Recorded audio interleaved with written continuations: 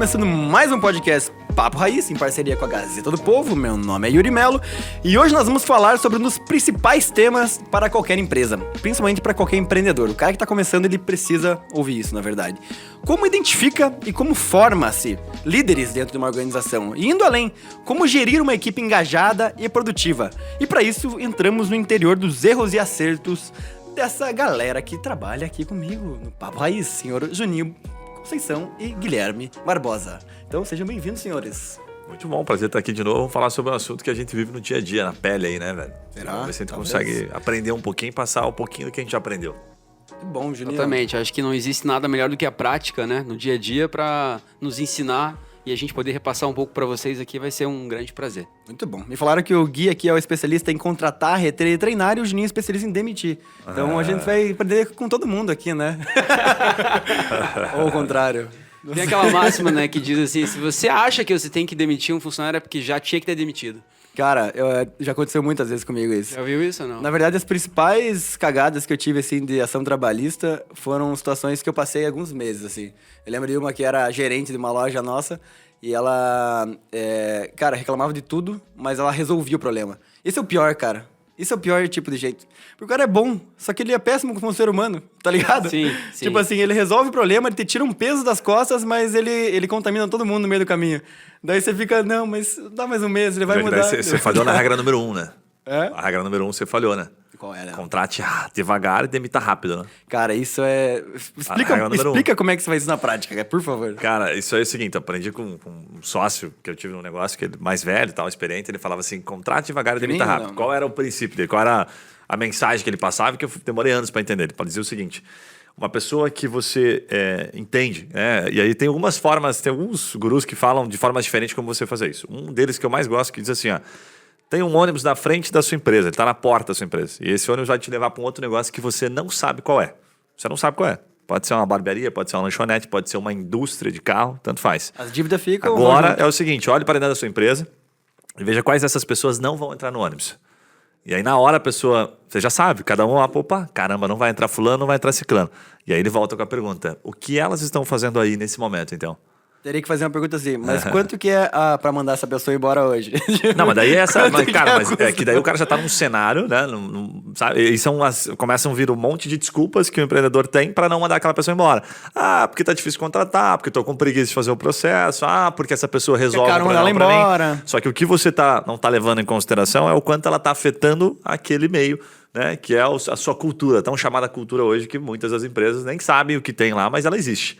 E aí surgem processos trabalhistas como esse. Galera, aviso rápido pra você que tá curtindo esse episódio. Na semana que vem a gente vai entrevistar o Rucemar Reis. Ele é CFO e Board Member da Jagafly, uma das maiores agências de marketing do Brasil. Tem escritórios espalhados pela América Latina inteiro. Atende uns carinha pequeno aí, Vtex, Mercado Livre, Americanas. E a gente vai saber como que é dentro de casa. Qual que são os segredos pra atender essa galera, como é que entrega resultado pra essas grandes empresas e como é que você, como empreendedor, pode se aproveitar dessas estratégias também. Vamos voltar pro episódio. Eu queria começar perguntando pra vocês o seguinte, vamos passar da fase assim de contratação, vamos acreditar que você fez o processo correto, ou seja, que você fez a diligência, até tem outros episódios aqui do podcast que a gente fala bastante sobre contratação, mas você já tem um time, olhar para o time da empresa de vocês hoje, quais são os indícios, ou quais são as formas de rotinas, ou hábitos, ou alguma coisa que a pessoa faz no dia a dia que torna ela diferenciada, que você olha assim, puta, não, essa pessoa aqui tem alguma coisa que eu tenho que saber absorver dela ou explorar mais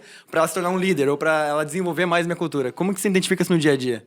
Pra mim, assim, o que eu mais avalio, mais do que a pessoa fala, é o que ela faz, né? Porque falar hoje, todo mundo fala, até papagaio fala e tá todo mundo falando um monte de coisa hoje, mas são poucas pessoas que de fato fazem as coisas diferentes. Então, a proatividade é uma delas. Eu vejo muita gente que quer ser promovida, mas espera ser promovida para fazer algo diferente. Eu acho que essa proatividade da pessoa fazer algo diferente, mesmo, né, sem ser solicitada, né, a proatividade de oferecer ajuda para outras funções, vir com ideias. Né? A gente tem uma gestão hoje no Grupo Lefarma assim, muito aberta. Assim, né? Todo mundo pode levantar a mão e falar. E aí a gente dá essa oportunidade para todo mundo, mas poucos usam. Né? Mas aí na hora de promoção todo mundo quer. Então eu acho que o principal indicador para mim é a pessoa fazer, né, a mais do que é solicitado. Daí, quando a pessoa começa, o colaborador começa a ir nessa linha, tem uma grande tendência a ele ser promovido, né? A gente hoje, no grupo, tem funcionário de 17 anos dentro da empresa, né? Para uma empresa de 20 anos. Então, 14, Caraca. 11, 8 anos, tem bastante gente lá que começou numa função e foi crescendo. E, obviamente, né, tiveram várias promoções ao longo dos anos, mas que estão com a gente e são líderes hoje do nosso negócio, né? Então, muito pelo exemplo. Né? E o exemplo começa a partir da gente, né? Porque muita gente fala, não, eu preciso que meu time me dê exemplos, né? Mas a pessoa não dá exemplo nenhum. Né? Eu acho que o grande líder não é aquele que fala, mas é aquele que puxa, que faz.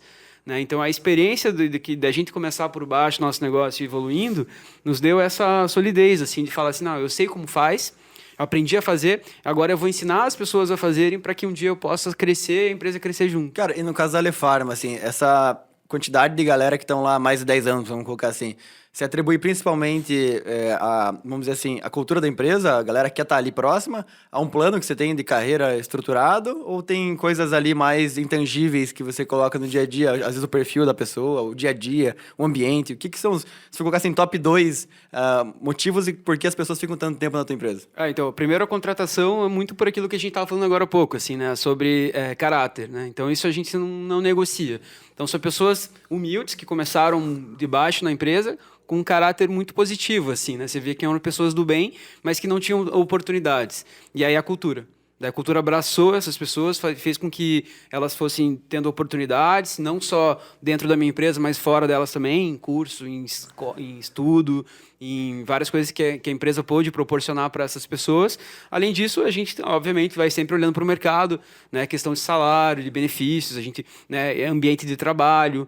Então, são coisas que a gente vai implementando ao longo desses anos, foi implementando para que elas continuassem lá e fossem hoje, fizessem uma grande propaganda do nosso negócio, assim, né? Para os nossos clientes, para os nossos fornecedores. Sim, os caras, tipo, incorporaram Você a tem cultura uns caras lá de anos, né? Qual que é o mais antigo lá? 17 anos. 17 anos. Uma empresa de 20?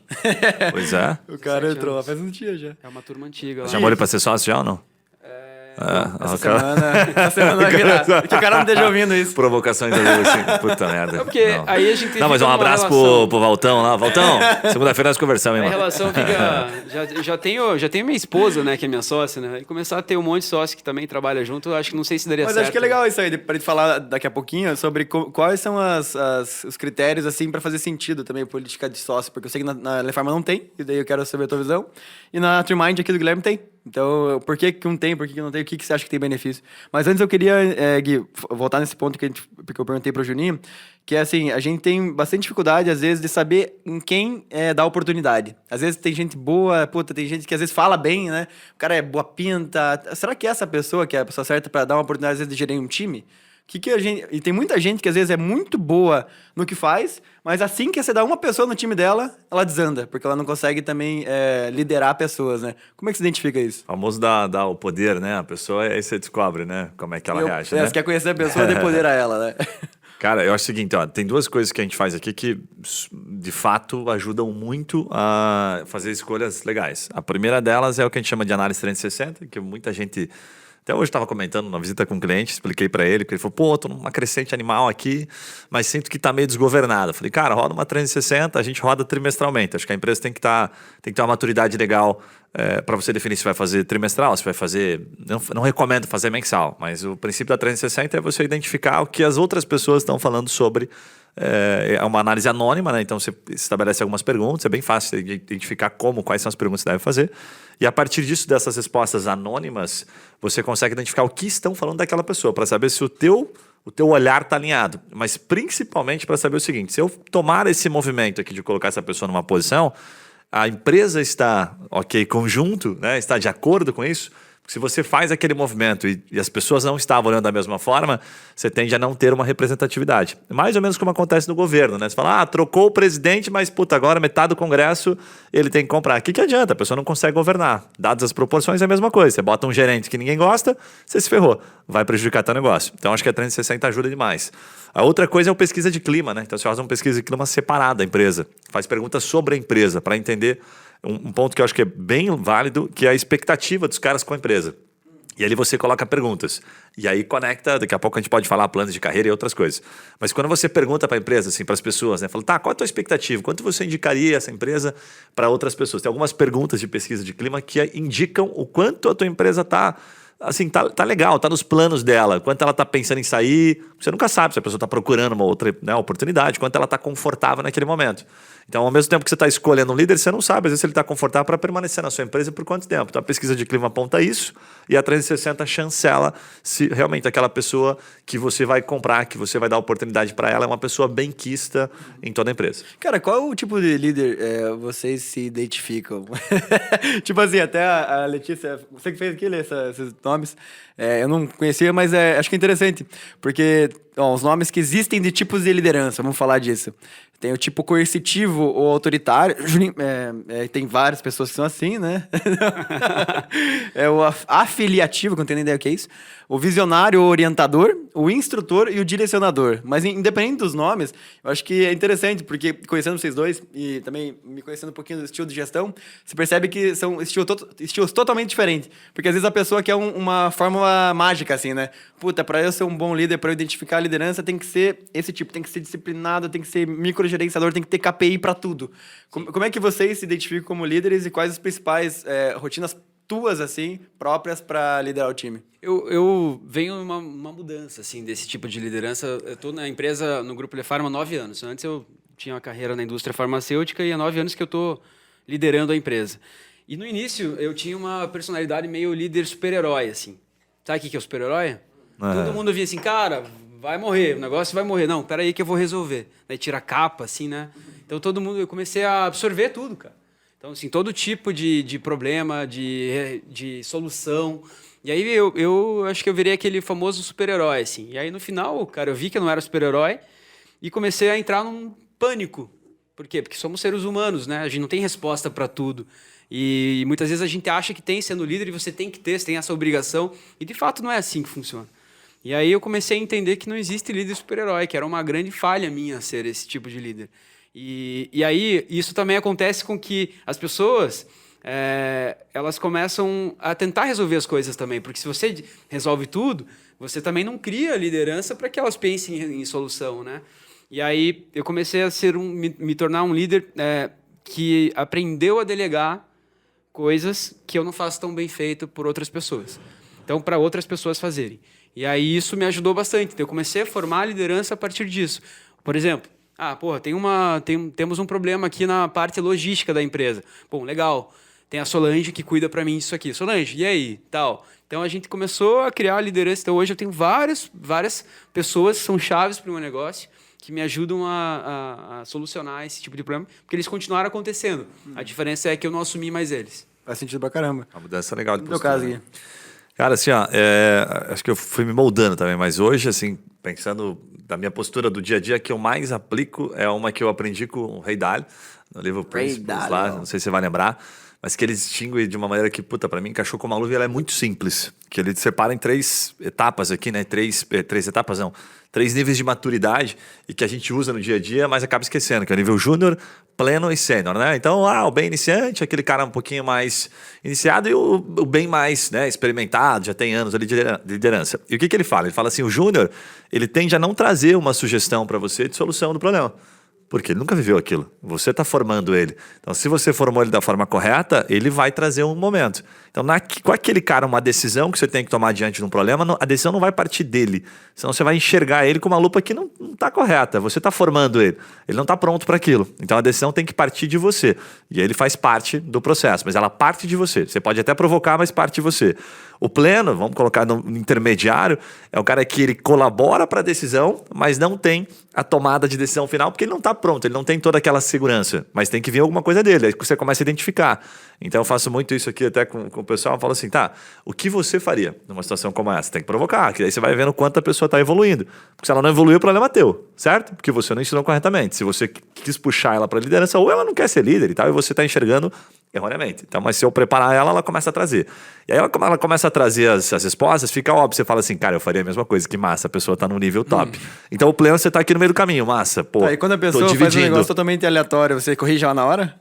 Não, nunca na hora, né? Você deixa ela errar sozinha. Nunca na hora, exatamente. Deixa ela errar sozinha. Mas aí vem o cara é um master. Esse master que você já entende como líder, o cara já entrega resultado, o cara já tá há bastante tempo ali, né? Já tem a figura de líder.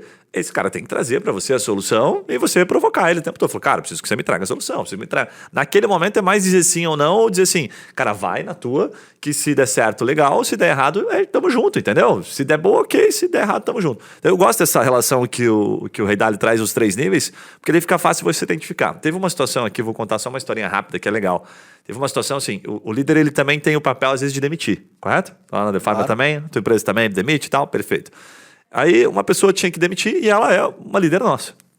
E aí o que aconteceu? Ela não tinha, nesse assunto de demissão, nós nunca treinamos ela. E ela nunca tinha passado por isso. Então ela é uma líder em vários aspectos, mas não sabia fazer um processo de demissão. Ponto. O que acontece? Naquele momento a gente chegou a uma conclusão. Falou, olha, para essa situação aqui ela é uma júnior. Nunca treinamos ela, a culpa é nossa. Então ela é líder para vários aspectos, mas se eu vou colocar ela para demitir aqui, ela é júnior nesse aspecto. Então não espero que ela tenha total maturidade para fazer a coisa certa. Então, legal, ou a gente faz junto com ela, aí você está trazendo ela como plena, então você primeiro faz ela participar do processo, ou, né, se você não está de acordo em deixar ela fazer sozinho, você mesmo deve fazer aquela demissão e depois sim, falou, puta, eu quero que ela faça isso de maneira recorrente. Ok, então vou ensiná-la, vou cadastrar ela num curso, vou dar um treinamento interno para minha equipe. Então, todo assunto que eu acho que é importante, a gente deve se questionar, essa pessoa está pronto para tomar uma decisão sozinha ou ela está pronto para tomar uma decisão intermediária, eu tenho que partilhar essa decisão com ela. Aí dessa forma ficou mais fácil, porque daí eu comecei a alinhar melhor a minha expectativa de cada pessoa que eu tinha internamente. Cara, eu acho interessante isso, porque essa galera vamos colocar de nível médio, que nem é a pessoa que ela só segue e ela precisa ser direcionada, mas a pessoa que já tem atitude de tomar decisões ou está sendo impulsionada para isso. Tipo, colocar um cara que já é um pouquinho mais sênior, tipo um especialista na área dele, ou uma pessoa que está sendo desenvolvida para ter um time. Essa pessoa ela pode tomar decisão, mas é bom que ela tenha supervisão muito próxima. Porque tem um erro que a gente faz, quando acontece isso, eu já cometi esse erro algumas vezes, você começa a delargar. Tá ligado? Sim. Então, tipo assim, puta, eu quero desenvolver o Juninho aqui porque eu preciso que essa área seja assumida por ele tem competência e tudo mais. Então, no momento que eu decido isso, eu falo assim, Juninho, amanhã, meu irmão, a bucha é tua, valeu, qualquer coisa você me liga. Puta cagada. E daí você volta daqui 3 meses e percebe que deu merda, porque obviamente você fez merda, né? Então tem uma linha tênue que assim... Mas tem muito cara que não entende isso, né? Que vai ser, porra, cara, sim, cagada do cara, contratei o cara errado, vou ter que trocar esse cara aqui, esse cara não era líder. Cara, né? Não, e aí nessa hora você fala, puta, cara, se o cara não enxergar isso, fudeu, ele tá levando a empresa dele pro buraco. Né? Então esse é o ponto, né? Porque você fazendo isso, na verdade, o erro é totalmente teu. Ah, mas o cara deveria ser o líder. Sim, mas vamos lá. Quantas vezes já passou por aquilo naquele assunto... naquele nível de maturidade. Ah, nenhuma vez. Então, essa primeira vez, pelo menos você tem que supervisionar ele. Então, aí tem a linha tênue que eu acho que é o delegar e do delargar, né? Quando você delarga, você entrega uma responsabilidade e cobra o resultado. Quando você delega, você entrega uma responsabilidade e você supervisiona pra ver se ele tá fazendo bem feito. Os né? caras tem que ser sênior aí, né? Pra você delegar, você tem que estar nesse nível. E daí é o terceiro nível né? do Ray Dalio que você exatamente. comenta. Esse cara, você cobra por resultado. O cara intermediário, você cobra por atitude. Então, mas daí eu acho que entra um pouco daquilo que a gente estava falando no início, que é dar exemplo. Né? Se você promove alguém, por exemplo, para ser líder nessa questão que você está colocando, na sua grande maioria, essa pessoa conviveu um tempo com você e você deu exemplos para ela reais, né? E não foi falado sobre aquilo. Você deu exemplos no dia a dia como que você exercia aquela função que você quer que ela assuma agora. Mas se você contrata alguém de fora para exercer essa função, aí você tem um pouco de dificuldade, porque muitas pessoas mentem na entrevista. Então o cara assim, não, tenho experiência nessa área, já coordenei pessoas e tal, daí você contrata e você vê que era uma mentira. Então assim, eu acho que nessas situações de formar líder, eu gosto de trazer gente da minha própria equipe, do que contratar alguém de fora. Então eu contrato pessoas de fora para substituir as pessoas que cresceram dentro da companhia. Então é uma estratégia que eu uso lá. Óbvio, né, que nem todos estão preparados. A gente começa a preparar as pessoas, mas daí entra aquela questão da proatividade, da pessoa ser para ter...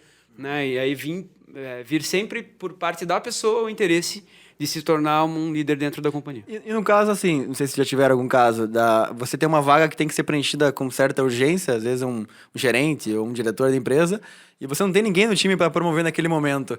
E daí você tem 2 opções. Ou você empurra alguém que não tá pronto ainda, com um risco grande da pessoa não só não se adaptar como ela sai da empresa, ou seja, às vezes você perde um bom vendedor porque você torna ele head, e também perde o head porque você não conseguiu que o cara colocar no lugar certo. Fazer o downsize depois é complicado, fazer né? o downsize é muito difícil. Morte. Então, ou vocês iriam para mercado nesse momento com essa chance de pegar um cara que não tem nada a ver com a cultura. A gente já teve muitas vezes vontade de trazer gente do mercado, mas não fez.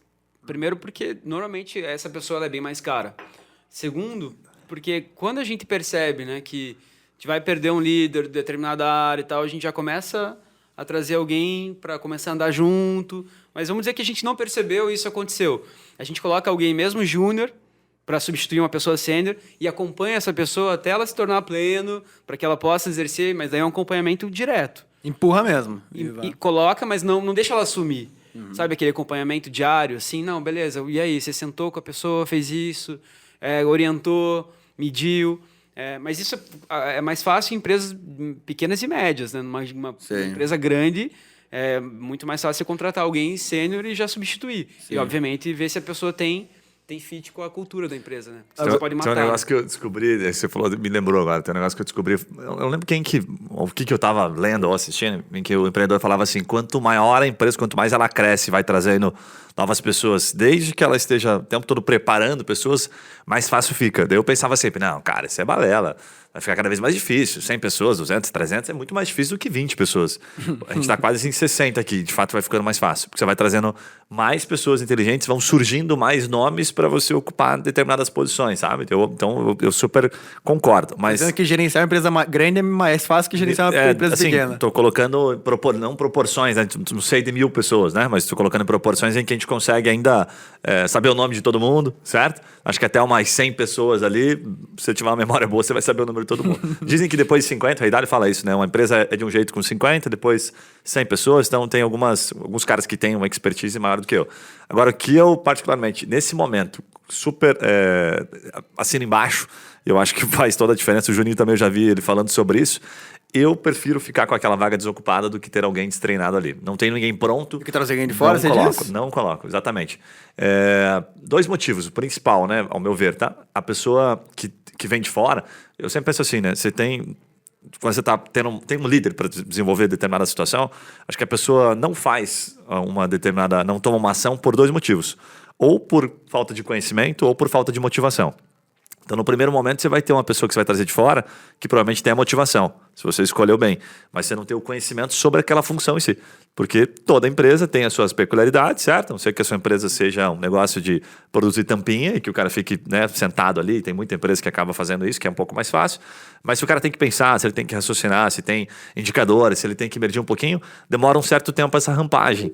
Né? Então, se você vai ter que rampar o cara, por que não tenta rampar alguém de dentro? Ah, não tem ninguém, não tem como rampar em 3 meses, 6 meses. Então, beleza. Aí vai buscar um cara de fora, aí você vai ter motivação, mas você vai ter que desenvolver esse conhecimento. Eu gosto dessa lógica, assim, de o cara não ter, né, ele não exercer uma ação independente, por causa desses 2 principais fatores, para simplificar.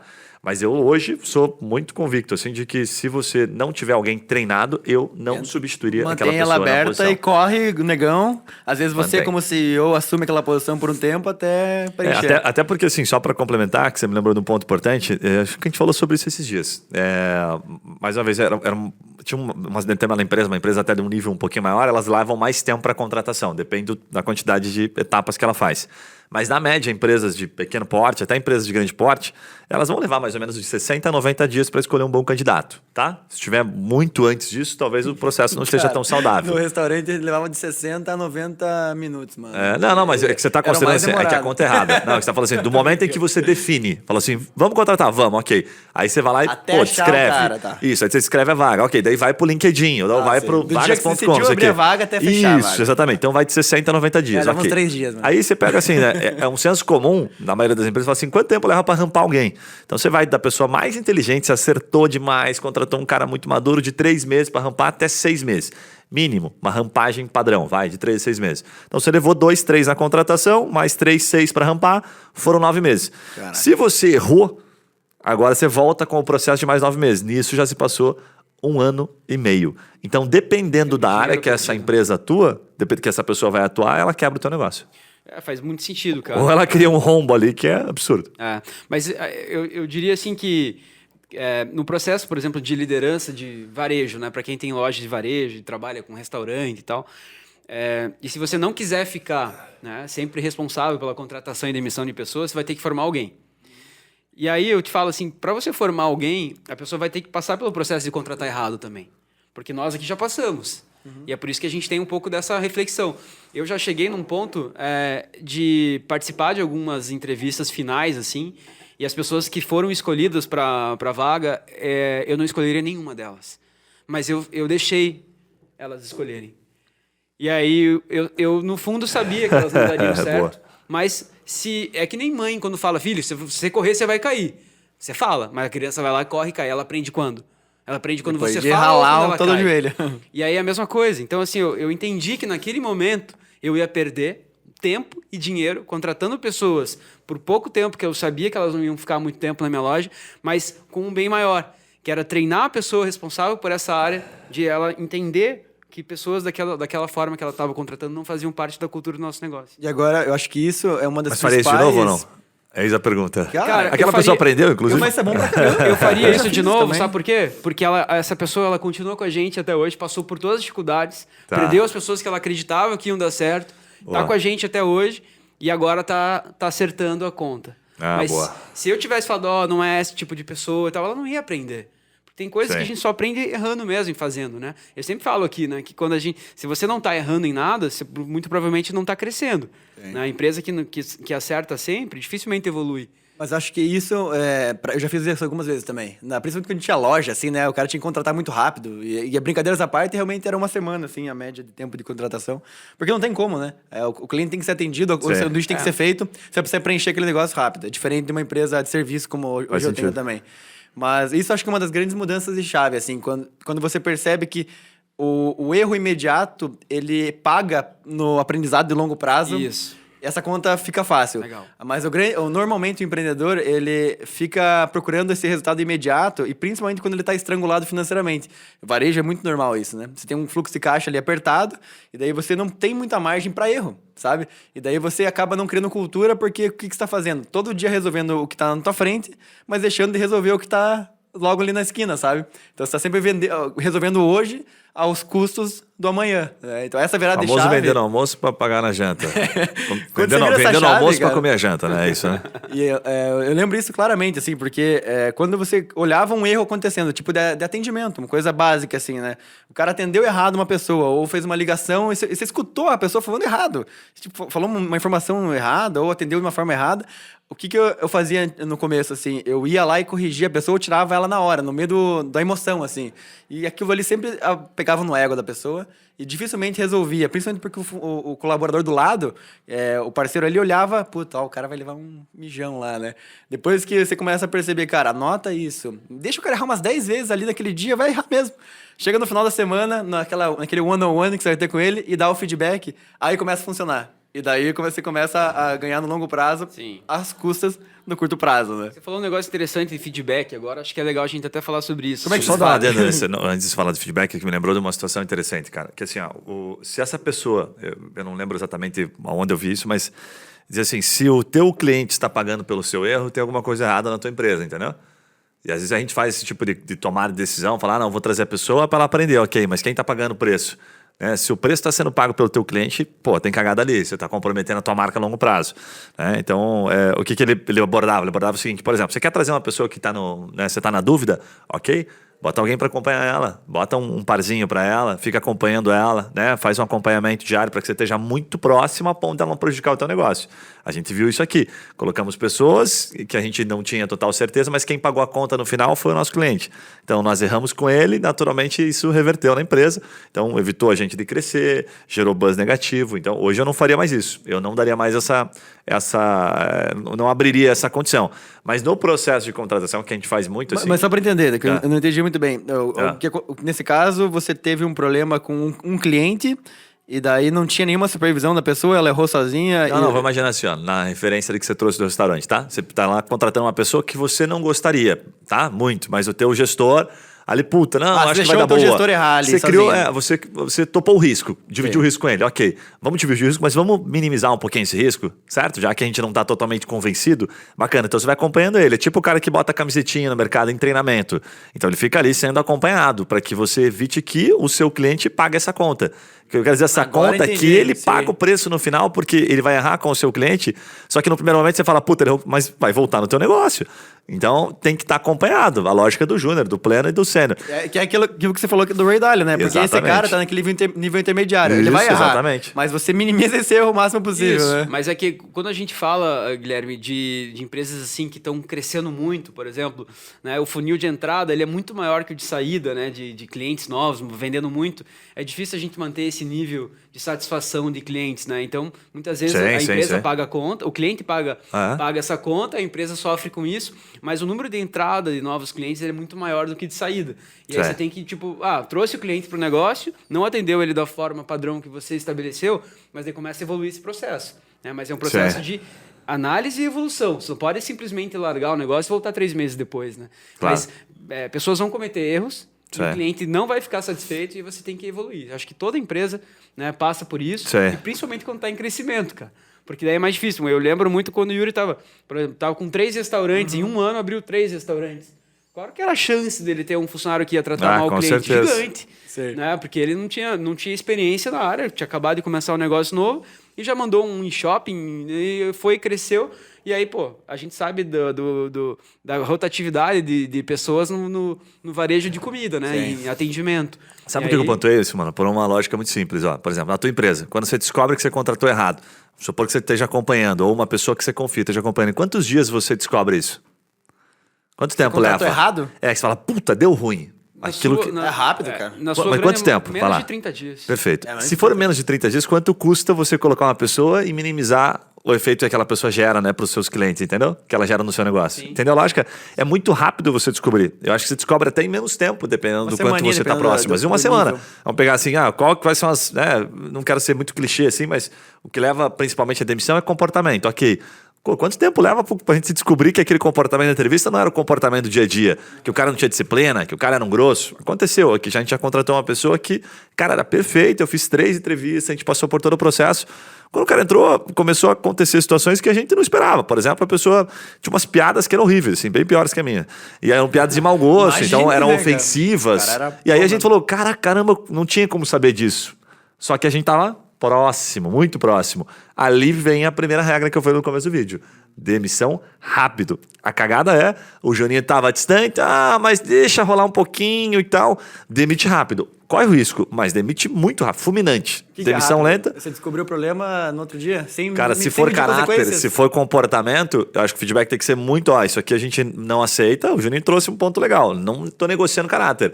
Pra mim, assim, coisas que eu acho que não são toleráveis. A mentira, né? Então o cara mentiu e tal. E muitas falhas de disciplina logo no começo. Eu gosto de uma lógicazinha que é animal, porque pra mim ela se aplica em diversas situações e ela é muito simples. Esse hackzinho que eu peguei uma vez e eu acho que vale compartilhar. Ele fala assim, sinônimo de eficiência, de qualidade de trabalho, ele se resume ao seguinte, a competência que a pessoa tem, tipo o talento menos a interferência. Certo? Então o que acontece? Pega assim, é bem simples a loja. Vou pegar lá, por exemplo, vamos pegar uma pessoa de loja, balcão, restaurante, para ficar fácil. Pega lá, o João, qual o talento dele? Aí você fala, pô, o talento do João 8, cara bem simpático e tal, cara massa, legal, disciplinado. E a Rosângela? Puta, a Rosângela, cara, menos que o João. 7. Tá bom, beleza. Como é que é o João, a interferência dele no dia a dia? Puta, cara, o João, ele tem... Supondo que tá sem nenhum tipo de preconceito, tem filho, mas ele se enrola, ele tá com problema financeiro, a mãe, não sei o quê. Interferência dele, de 0 a 10. Interferência 5. Então, 8 menos 5, 3. E a Rosângela? Puta, a Rosângela, cara, tá de boa, tem filho, mas tá totalmente organizada, tá bem disciplinada. Interferência dela, 0 a 10, 2. Então, a Rosângela tem menos talento, mais 7 menos 2, dá 5. Ela ganha do João. No final. Por quê? Porque o comportamento dela e a falta de interferência dela, ou seja, ela tá o tempo todo fazendo feijão com arroz, isso é o resumo do feijão com arroz. Vai resultar em um profissional eu entendi com mais resultado. A lógica, mas eu acho que uma boa parte dessa interferência tem a ver com a habilidade da pessoa de gerenciar a interferência. Né? Porque... Sim, mas a interferência que eu quero falar, pessoal, tá mesmo, tá? Porque então, é isso que leva à demissão. Não, mas perfeito. É isso aí. Daí você tem um pouquinho do perfil psicológico da pessoa, assim, né? Porque tem gente, eu tinha um gerente numa loja que era o cara que era, pra mim, o mais talentoso, assim, sabe? Atendimento perfeito, feedback. Ele puxava as reuniões de time, fazia reuniões semanais com as 10 pessoas da loja e motivava todo mundo. A galera saía cantando, batendo palma. Mas toda semana o cara tinha um problema pessoal. Era brigar com a mulher, era saiu de casa, voltou pra casa, aí, sabe? A mãe tá doente, o pai... Claro, não tô falando quanto é verdade, quanto é mentira, também não sei. Mas toda semana o cara tinha uma interferência... A mulher do Tiburcio era complicada mesmo.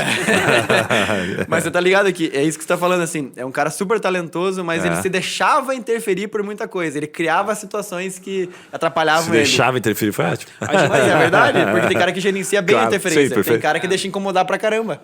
Uma das máximas no processo seletivo é você contratar pessoas bem resolvidas. Por quê? Porque principalmente para pessoas que vão participar de atendimento. Porque o cliente normalmente já tem um problema lá, né? Ele quer resolver esse problema. Então ele não precisa chegar lá e compartilhar o problema do colaborador que está para atender ele lá na minha empresa, né? Então a pessoa tem que ser bem resolvida para solucionar o problema de um cliente nosso. Então, a gente, quando faz a entrevista, pergunta exatamente isso. Como é que é a relação hoje com a sua família? Pergunta muitas coisas pessoais, assim, do convívio do dia a dia dela, já para entender se a pessoa ela é bem resolvida. E aí isso funciona bastante também. Você faz, de certa forma, essa análise da interferência, né? Fala, ixi, aqui eu vou ter BO, hein? Exatamente. De certa forma, você tá vendo quanto aquilo influencia o dia a dia da pessoa. Cara, eu não lembro, os caras chamavam de fórmula de produtividade. Acho que era a fórmula de produtividade, é isso. Era talento menos interferência. Falou, cara, vai te sobrar aqui um resultado. Simplifica bem. E é bem subjetivo, porque você consegue dar nota para os seus funcionários com facilidade. Exatamente. É bem legal. A gente acabou de contratar uma pessoa na empresa, começou ontem, e é um cara que é bem mais sênior. Qual que é o talento dele? 0 a 10. Cara, diria que 8 ou 9. Qual que é a interferência? Então, esse que eu ia comentar. Eu acho que é bem baixa a interferência, porque é um cara Animal. que ele é mais velho, tem 2 filhos, tem toda a dinâmica dos filhos, vocês sabem como é Sim. que é. Tem que levar pra escola e tal. É uma pessoa que tem uma rotina bem pesada, assim, ele faz consultoria por fora também, então tem bastante coisas, assim, aleatórias que acontecem no dia a dia. Mas em todas as conversas que eu tive, é o cara que sempre consegue explicar bem, ele sempre consegue organizar o dia dele. Não, vou fazer isso essa hora eu tô com essa hora dedicada pra aquele assunto. Não é aquele cara que não deixa aquilo abalar o psicológico dele, sabe? Porque com certeza teve um problema com o filho dele hoje na escola, todo dia tem coisa nova, que se ele se deixar, ele vai ter uma interferência muito maior, né? Sim. Eu queria, Yuri, entrar um pouco na questão do feedback que a gente ia falar aquela hora, porque eu acho que tem muito líder, por exemplo, que quando a gente fala em feedback, normalmente o que vem na cabeça das pessoas é assim, feedback é, eu preciso melhorar em alguma coisa. Né? Mas eu acho que é legal e acho importante para um bom líder dar feedback positivo. Né? Então, assim, olhou, o cara, né, realmente fez mais do que obrigação, fez mais do que foi solicitado. Eu acho que é legal parabenizar isso, né, e dizer de que forma que a empresa está vendo isso. E normalmente a gente tem uma tendência, né, o líder tem uma tendência a dar um feedback positivo já para dar um negativo logo em seguida, que eu acho isso horrível. Né? Porque daí parece que você minimiza aquele negócio ruim que a pessoa fez, porque você fala algumas coisas boas que ela fez também antes. Então, eu acho que não vale nem para o feedback positivo isso, nem para o negativo quando você faz isso. Então, a gente tem que ter, na minha opinião... Acaba confundindo ali, né, os sentimentos. Peraí, eu fiz uma puta de uma cagada, mas eu fiz um monte de coisa boa também. Então, tá tudo bem as cagadas que eu fiz. Então, tapa é sopra, assim, tipo... Isso, o tapa é sopra. Como é que vocês fazem essa questão de feedback? Por exemplo, quando você demite alguém, é a hora de dar feedback, não é? Cara, a minha forma de demitir, ela foi mudando bastante. E, assim, desde uns 5 anos pra cá, já que ela é bem simples, na verdade. Quando eu vou chamar uma pessoa pra demitir, eu normalmente já tenho que ter a decisão 100% formada, não pode ser uma ideia. Isso acho que é um erro, assim, básico, mas que muita gente acaba cometendo. Tipo, eu preciso conversar com a pessoa que eu estou pensando em demitir. Ela, puta, cara, essa conversa não vale a pena você ter, não vai ganhar nada com isso. Mas já começar a conversa falando que a decisão foi tomada. Porque se você abre margem para negociação, ferrou. Porque você vai abalar o psicológico da pessoa desnecessariamente, sabe? Quando fala, Gui, cara, tô pensando em te demitir. Cara, você é um cara super gente boa, você sempre trabalhou bem aqui na empresa, mas, cara, acho que não vai dar mais, né? Puta, cara, Você vai torturar a pessoa. Você vai colocar a pessoa numa situação de humilhação que ela vai brigar pela sobrevivência dela, sabe? É a pior coisa que você pode fazer. Então, acho que essa é a principal mudança que eu fiz, assim. É sempre você já começar a conversa com a decisão tomada e começar, olha, você está sendo desligado da empresa, a gente já decidiu isso, e eu posso te passar alguns feedbacks, mas inicialmente a decisão foi tomada, e se você quiser, eu posso te passar alguns feedbacks. Mas, normalmente, eu já trago um feedback específico, assim, que não é feedback para a pessoa melhorar. É uma coisa, normalmente, que não encaixou com a empresa. Porque normalmente não é um erro exclusivo da pessoa. Eu contratei essa pessoa e eu errei em algum momento em treinar ela e desenvolver ela. Então, eu tenho que assumir essa culpa, assim. Normalmente eu faço um feedback só, e que é um feedback que mais é para justificar a minha decisão, para não deixar aquele negócio, você tá demitido, pega outras coisas e vai embora, do que simplesmente para recomendar a pessoa melhorar. Só se eu insistir muito, eu faço um feedback real, assim, numa demissão. Porque eu não ganho nada com isso, normalmente. Cara, eu faço assim, eu não dou feedback nenhum mais, já dei e tomei no cu. Tipo, então, eu já não faço mais. Não era o momento, depois eu descobri que não era o momento e tal. Então, eu vou numa linha bem simples, assim. Eu começo a conversa dessa forma também. Olha, é uma decisão difícil. Quando que tem aquelas emissões voluntárias e involuntárias, né? A involuntária é aquela que você gostaria que a pessoa realmente saísse, né? E a voluntária, puta merda, ferrou, a pessoa quer sair, certo? Então, e você não queria perder ela. Quando é aquela pessoa que eu não quero perder, é difícil. Aliás, tem uma pessoa que não quer perder. Aliás, tá desculpa, caso, né? A demissão que eu quero tirá-la, mas que a gente tem aquele gostinho de falar, puta, não tem nada que tá comprometendo tanto, finalização de um projeto, alguma coisa assim que a gente tá encerrando. Aí eu costumo fazer, acho que é um processo que eu aprendi que é um pouco mais humanizado, assim, né? Que você vai aprendendo com a vida. O primeiro passo que eu faço é geralmente puxar um pouquinho para a empresa. Falar, olha, a gente mudou algumas coisas aqui e tal, mas eu não enrolo muito. Infelizmente, nesse momento, então, de certa forma, eu estou meio pedindo desculpa, assim, para ficar uma coisa um pouco mais leve. A gente gostaria de desligar, rescindir o nosso contrato, ponto. Mas, né, depois, se você quiser algum feedback, acho que não é esse o momento mais apropriado, eu gostaria de, nesse momento, nos colocar à disposição para te ajudar. Primeiro, para uma realocação, para uma carta de recomendação e tal. Aconteceu recentemente, a gente desligou 2 pessoas que a gente gostava e as 2 a gente empregou. Lembra que eu te contei esses dias? Numa empresa de um parceiro. Então foi muito legal, porque o feedback depois, cara. Mas é porque a área também. Sensacional, a área é semelhante. Então, mas são pessoas que a gente, realmente, essa daqui eu recomendo. Quando a pessoa, não tenho muita intenção de realocar, não gostei, falhou e tal, eu acho que a culpa está muito mais na empresa do que na pessoa. Explico. Se você contratou ela, certo? E você viu que depois o caráter dela era ruim, que você, falhei aqui na contratação, acho que a culpa é sua, porque você fez com que ela perdesse o tempo dela também. Então eu sinto muito mais em demissões como essa do que em demissões em que eu rescindi um projeto, entendeu? Não faz mais sentido, fiz uma movimentação estratégica na empresa. Porque essa pessoa você tirou, de alguma forma, a oportunidade dela estar trabalhando em algum lugar que ela se encaixaria melhor. Então, essas eu acho a mais difícil, porque eu não quero realocar, eu não recomendo ela para ninguém e eu tenho que mandar ela embora. Então, cara, fazer feedback naquele momento, de maneira objetiva, nem a pau, velho. Não faz sentido. Eu acho que um dos piores erros, né, que a gente pode cometer, sendo líder de um negócio, é você manter uma pessoa no teu time por pena. Porque você está matando ela profissionalmente. É isso aí. Né? Você não está dando uma oportunidade para que ela vá para o lugar onde ela realmente faça sentido. E você está prejudicando a sua empresa, porque a empresa ela não pode ter coração. A empresa tem que ser uma coisa justa. A pessoa produz, recebe, e a empresa se beneficia por quanto ela paga para a pessoa produzir. A gente, como líder, sim, tem coração. Só que a gente não pode manter uma pessoa na empresa porque a gente tem pena. Se você tiver pena de uma pessoa, você tem que demiti-la e aí ajuda ela mensal do teu prolabore. Não faz a empresa pagar essa conta. Né? Então, é claro que isso é difícil, mas é uma máxima que a gente tem. A gente sempre diz lá que a empresa não tem coração. A empresa vê os números, faz a conta dela. E cada um recebe proporcional por aquilo que produz. Né? E na hora de dar feedback, é antes de mandar embora. Então, dificilmente, assim, ao longo dos 10 anos que eu estou na empresa, eu não me recordo de nenhuma situação de eu mandar alguém embora, de demitir alguém, sem a pessoa ter tido pelo menos uns 3 feedbacks de melhoria antes. Cara, aprendi isso com o RH, que ela fala assim, se você está mandando embora a pessoa naquele momento e ela não esperava, existe um erro no teu processo de feedback. Perfeito. Total. Ela tem que estar esperando. Isso, óbvio, salve exceções. A gente já teve funcionário que roubou, né, dinheiro nosso, que roubou mercadoria nossa. Aí você pede pra ele parar de roubar por um tempo, pelo menos. Dá dois feedbacks pra ele, né? Diminui, né, pelo menos. Escuta, João, devolve lá aquela aí caixa que você pegou e tal, e aí a gente resolve isso aqui. Aí são situações imperdoáveis. Aí não tem o que dizer, o caráter, realmente. né? Aí você foi traído. É uma traição. E aí você realmente não tem daí como dar um demissão feedback mesmo. antecipando uma traição, né? Até porque a traição só acontece pelas pessoas que você confia, né? Porque as que você não confia já sabe que vão te trair. Né? Então, é verdade, não tem como ser traído por quem você não confia, né? Exatamente. Pra finalizar aqui, galera, eu acho que tem um ponto, assim, que é bom a gente desmistificar um pouquinho e falar como cada um faz. Eu tenho uma empresa e eu não tenho nenhum líder. Eu sou eu presa, né? E mesmo às vezes empresas que têm já uma quantidade de funcionários maiores, assim, eu já escutei muito do cara que não consegue tirar férias, o cara que ele é a própria empresa e ele acaba assumindo muito à frente e ele não tem confiança, ele acha que para ser bem feito tem que ser feito por ele mesmo, né? Como que começa essa cultura de você criar líderes e como que você consegue... Assim, tem às vezes na minha empresa aquele moleque, aquela menina que se destaca, já tem hoje lá.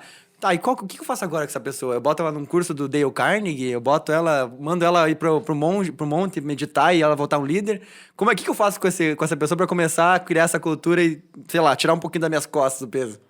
Cara, assim, é o famoso andar junto. A gente falou sobre isso hoje várias vezes, assim, eu acho que andar junto, a pessoa vê os exemplos que você mesmo faz. O problema que eu vejo, Yuri, é que tem muito dono de negócio, por exemplo, que dão péssimos exemplos de como fazer. Tem aquele esquema de, não, a minha opinião é a que vale, vocês não sabem nada. E tem muito dono de empresa assim, né?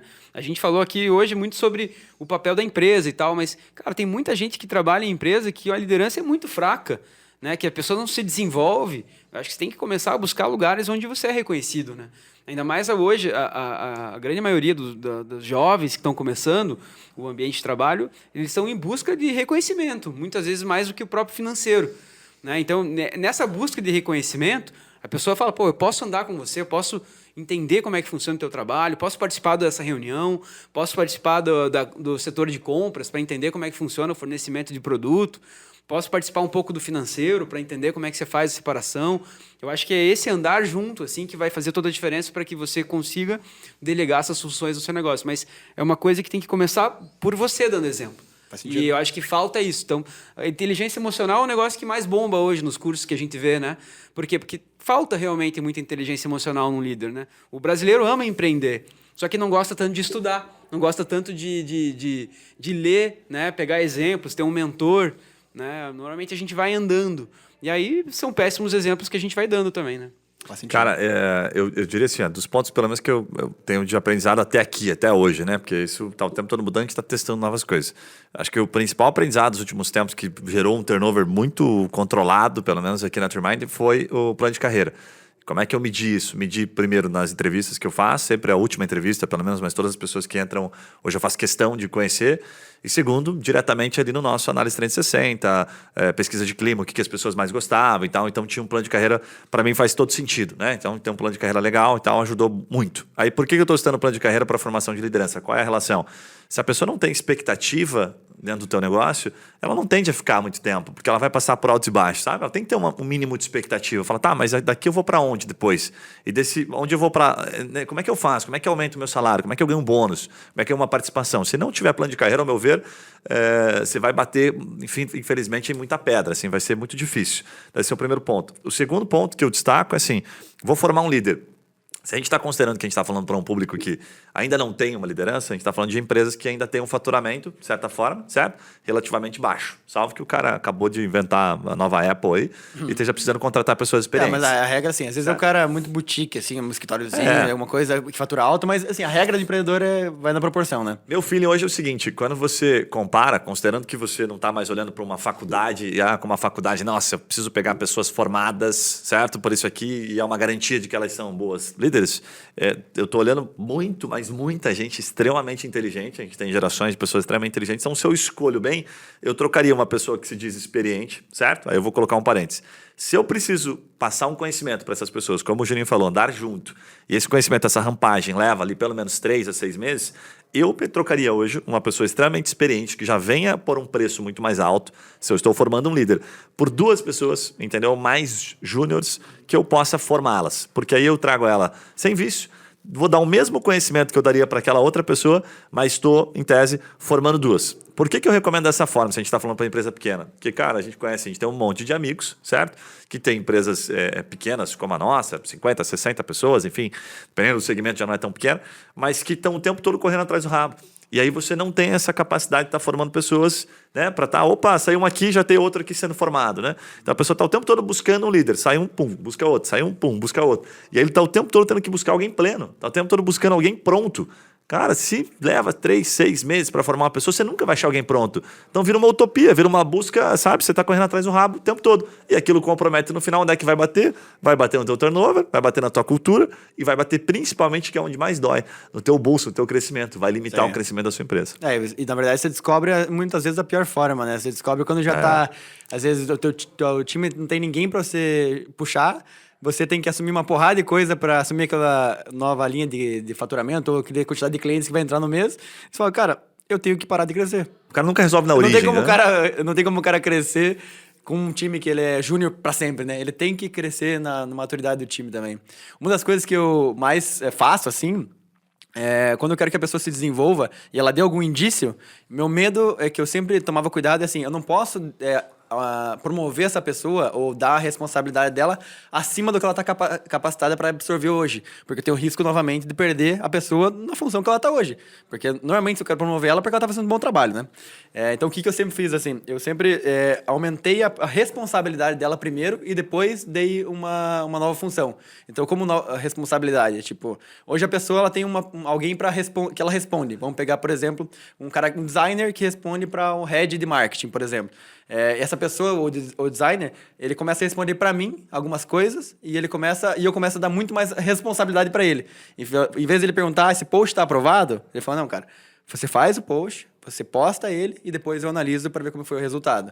Uma coisa pequena, que ele não vai ruir o negócio, mas que ele começa a errar e não é só a questão da decisão, é como que ele lida, principalmente, né? Então, quando o cara ele tem a responsabilidade pelo resultado, aí ele para de responder a alguém e ele começa a responder para ele mesmo. Você tirou o microgerenciamento do cara total, ele tá focando no resultado final, né? E às vezes é um cara que é júnior ainda, mas que ele quer crescer, ele tem disso. Então, em vez de eu falar, não, cara, agora você vai começar a receber, vai tocar um time aqui e pau na máquina, depois a gente vê. Não, cara, primeiro você vai lidar com responsabilidade. Sim. Porque até hoje ele lidava só com trabalho, né? Uma coisa é você executar e alguém aprovar. Outra coisa é você executar, entregar e ser responsável pelo resultado. Se o cara se der bem nisso, normalmente já é um bom indício que ele vai se dar bem. Cara, você me lembrou de uma frase clichê aqui, mas cabe para esse tipo de episódio, né? Não tem como dar errado para quem faz até dar certo. É isso que você tá apostando aí, entendeu? Muito bom. Sim. Esse aí tem que enquadrar, né, velho? O cara faz até dar certo, uma hora vai pegar, né? Então não tem como dar errado. A resiliência, eu acho que ela tá dentro de todo sucesso, assim, que a gente vê, né? Você me lembrou só uma passagem. Você completar? Não, acho que é impossível, né, completando, é impossível que você consiga ser um bom líder se você não for resiliente, cara. Eu ia te falar de um negócio que você trouxe ali, um ponto que para mim faz... Até hoje eu faço isso meio na prática, assim, e tenho gostado pra caramba, assim, de desenvolver lideranças, porque acho que a gente... de certa forma, vai aprendendo coisas que não tem como você... fiz um curso ali, aprendi. Um monte de coisa solta aqui que a gente falou, que você vai juntando e daqui a pouco você... Nossa, tô formando e nem percebo. E aí tem que ter paciência, né? O jogo da paciência. Mas tem uma parada que eu vi lá no Rei Dalio que é muito louco, que ele fala assim, todas as pessoas... A grande maioria das pessoas que são promovidas à sua incapacidade. Ou seja, você é capaz... Ele faz um gráficozinho que é animal, gente. Ele fala assim, você começa uma função, aí você é muito bom. Então você sobe. Opa, tô capacitado. É como se tivesse enchido um potinho de 0 a 100. Enchi. Aqui agora já você tá capacitado. Zona de conforto. Como você tem que criar uma expectativa para a pessoa, então você tem um plano de carreira. Opa, daqui para frente posso ir, né? Só que legal. Só que você não tem nada que você vai ensinar pro cara aqui. Um curso. O cara se matriculou, ele fez um cursinho. Agora ele tá capacitado pro próximo estágio. Não, você promove ele a incapacidade. É como se eu dissesse assim, de maneira muito simples, a burrice dele para exercer aquilo.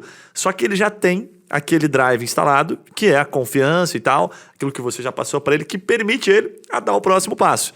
Então, no começo, ele, volta pro zero de novo. Caramba, o que aconteceu aqui, cara? Eu era capacitado pra caramba para aquilo, tô novamente numa pica aqui, num desafio. Legal, meu irmão, é isso aí. Você é incapaz de fazer isso, mas eu aposto em você, e aí ele vai de novo pro próximo estágio. Então, ele é sempre promovido à sua própria incapacidade. Então, eu acho muito louco, assim, quando a vez fez sentido para mim, porque daí você passa a entender, cara, então você não fica esperando o cara estar extremamente capacitado. Você desenvolve ele para que ele saiba como dar o próximo passo e chegar novamente ao seu 100%. Sim. Na verdade, eu acho que desmotiva a pessoa se ela só ser promovida a capacidade dela. Sabe? Não tem promoção daí, acho. Não tem desafio, não, quando você promove a pessoa que, assim, ela já poderia estar muito à frente e você está segurando ela. Daí essa pessoa, normalmente, ela tá olhando pros lados, assim. Porque ela fala, já tá chata aqui, deixa eu pensar em alguma outra coisa que me motive mais, né? Eu acho que é uma grande sabedoria, assim, depois que você tá lá na frente, você entender a dor do agora, né? Porque você passou por aquilo, doeu, mas você aguentou e aí você fala, puta, agora entendi, fez sentido, né? Mas você só consegue ver isso depois que você passa a fase, né? Boa. Na hora, normalmente, você não vê, né? Qual que é esse livro? Eu acho que era legal você falar, dar essa dica de livro aí. Muito bom esse livro. Você falou várias vezes sobre ele hoje. Falei ele é marcante, velho, vou te falar. Princípios, do Rei Dalio, era uma bibliazinha. O nome do livro é Princípios. Princípios, do Rei Dalio. E o outro que eu recomendo demais, assim, que eu citei algumas coisas dele aqui e tal, que são livros de cabeceira, então eu tô sempre relendo eles, é o Gestão da Alta Performance, do Andrew Groove, que era o ex-CEO da Intel. Para mim, esses dois, assim, para gestão de equipe, de times... sensacionais. Tô direto relendo eles. O Yuri me deu uma recomendação boa de como fazer inimigos e irritar pessoas. Esse é eu escrevi muito bom. agora, Esse é lançamento, lançar, né? Esse é lançamento. Isso aí vai motivar muita gente a não empreender. Tem alguma indicação? Você que lê muito também? Eu acho que é legal essas indicações de livros. Não, eu tenho aquele livro lá que é muito bom, cara. Sem saber que era impossível, ele foi lá e soube. Esse livro o cara vai estar logo aí nas prateleiras, vai bombar.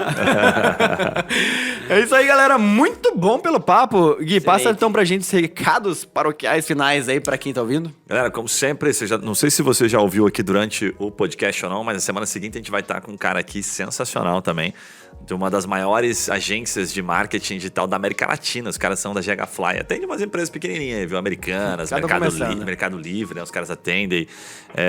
Qual mais? Madeira, Avan. Cara, troço espetacular. Os caras jogam, a gente fala que eles jogam a série A do negócio, né? Então, muita gente entrando em marketing digital, muita gente achando que sabe. E a gente vai perguntar pra esses caras como é que eles fazem pra esses caras ganharem dinheiro. Então, vai ter um episódio aqui de altíssimo nível. E eles têm aquele selo GPTW, né? Que é o Great Place to Work. E vale a pena a gente perguntar isso que a gente falou hoje pra eles também, assim. Com certeza. O que você tem que fazer pra desenvolver lideranças pra que tenha esse selo também, que é um dos principais critérios que eles observam lá. É isso aí. É isso aí, Juninho. Recados finais aí? Cara, compartilha esse episódio com todo mundo que você conhece, porque hoje o papo foi muito enriquecedor e não deixa de compartilhar mesmo. É isso aí, galera. Pra quem tá ouvindo, você já sabe, é um episódio novo toda semana no melhor estilo Papo Raiz. Valeu, tchau. Valeu. Tchau, tchau.